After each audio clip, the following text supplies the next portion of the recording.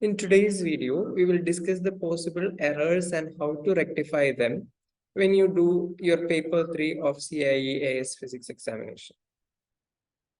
As we discussed in the first video, the similarity between the marking schemes are impeccable. So we have one investigatory question in front of us involving some measurement of length.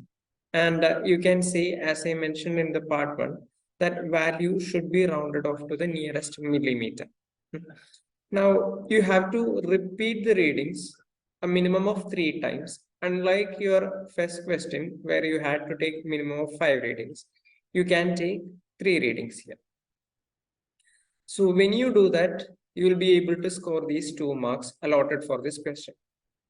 And the second part is tricky and probably confusing for a lot of you guys, because uncertainty related to an apparatus, related to a measurement, and the total uncertainty in the entire experiment, all these are different terms. To understand this better, I'll make an exclusive video later. But for today's purpose, imagine like this. Let's say you have a meter scale and you're trying to measure the length of this particular object. Okay.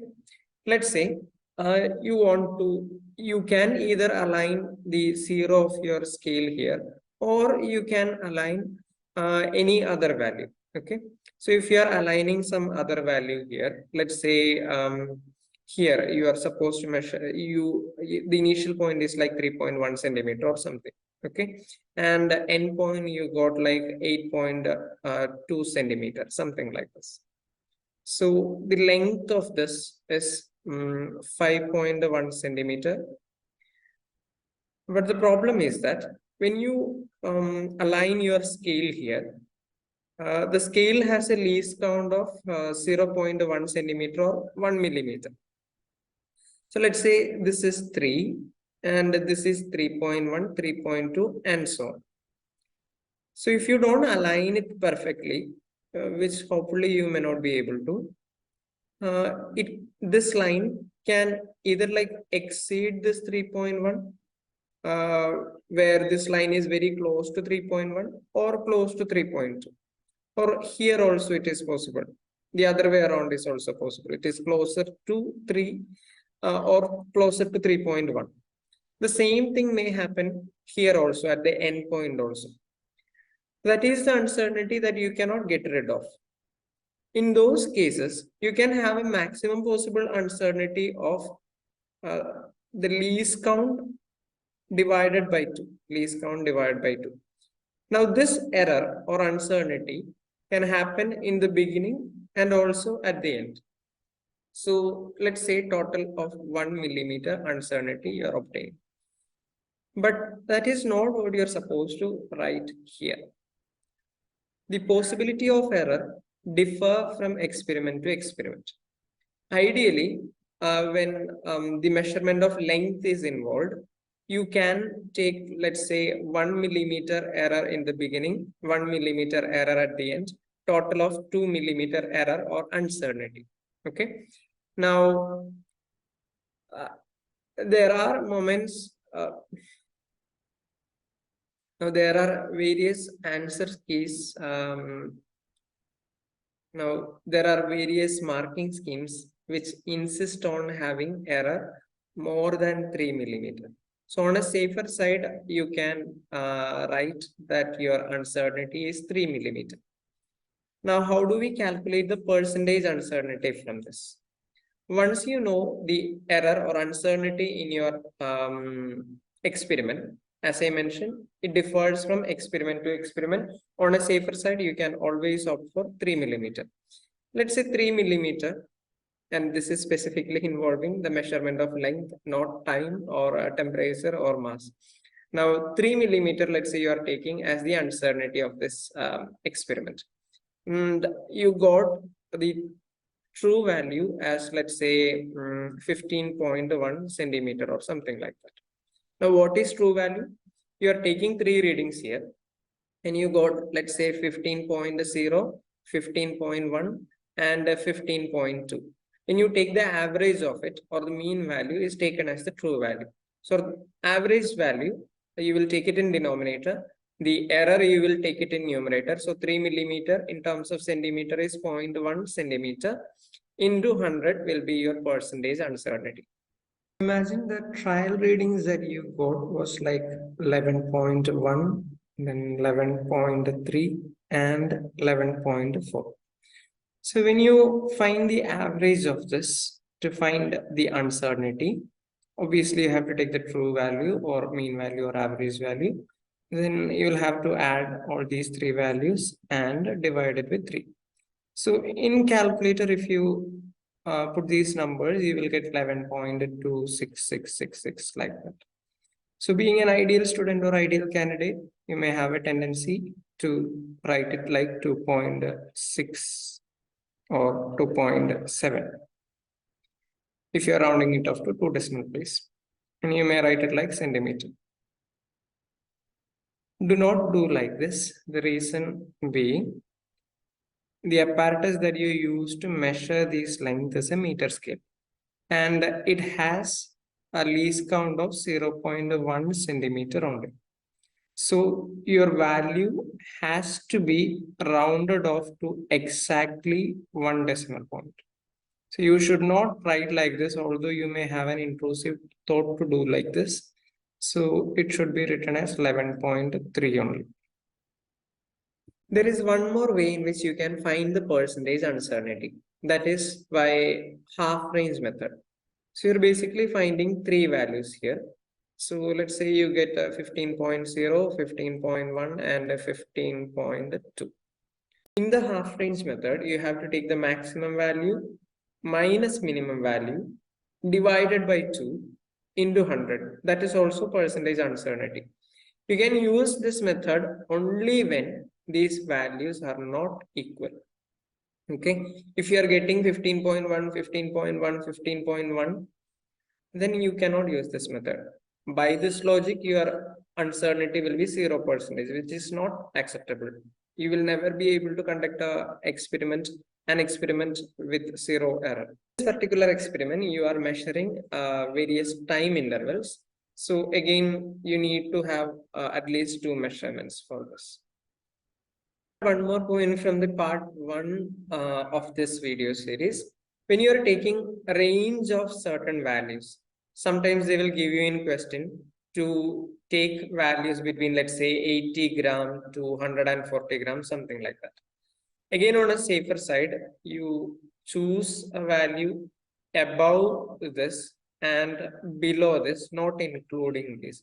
Although in question paper, you are allowed to take this. Sometimes in marking scheme, you can see that the value range that you can take is from, let's say, 100 to 130, something like that. So on a safer side, you can you should not take the boundary values. You take an interval above and an interval below from the range that is given to you guys. This value that you have taken here is called the trial value. It is to see the range of, let's say, whatever second variable is coming in. Let's say if you are trying to calculate for the time period of oscillation, you'll be able to see in what range does your time period falls upon. So based on which, after taking the trial value, you will take 2 more values. Okay, and it is based on these 2 values you are going to calculate the K or your final answer of the experiment. Now here you will be able to observe one particular point. You are taking 2 trial values, of course, and it will usually be either like the first value is greater than second or second value is greater than the first. And that will be varied from question to question, and it is specified as a criteria for scoring 1 mark here. For instance, in this one, you can see second T longer than the first T. So keep an eye out for these kind of points. Now, involving the calculation of K. After you calculate the value of K, the immediate question that is asked is justification of significant figure of K linked to significant figure in D and T. So the thing that you have to understand is, let's say in here, K is some D over T, something like this. Okay. And D is a measure of length. And let's say you have two significant figure in that experiment. Okay. Let's say one sample reading is 2.1 centimeter, something like this. And for T, you're using a stopwatch. And let's say some value that you're going to get is 3.26 second or something, which has three significant figures. So how many significant figures should you take for K is the question. So always take the one with lowest number of significant figures. Even if three or more variables are involved, the final answer should have the same number of significant figures as that of the number with the lowest significant figure. Now with the percentage difference type of question. So let's say you get some K1, you get some K2.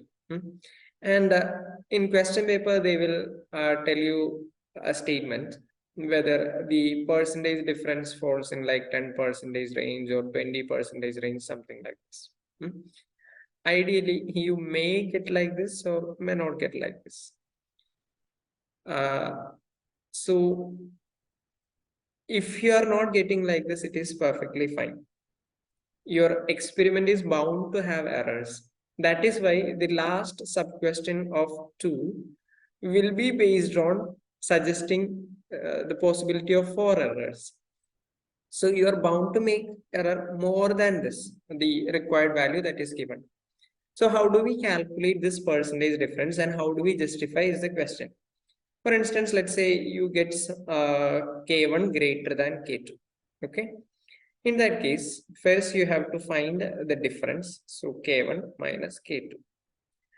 Now you are finding the percentage difference. So you need a ratio here. And what should we take at the denominator? The value that you're going to take at the denominator has to be the smallest value. The reason why we are doing this is because you're finding the maximum possible error or difference that you may come across in this particular experiment. So this always has to be minimum. Okay. So K min minimum.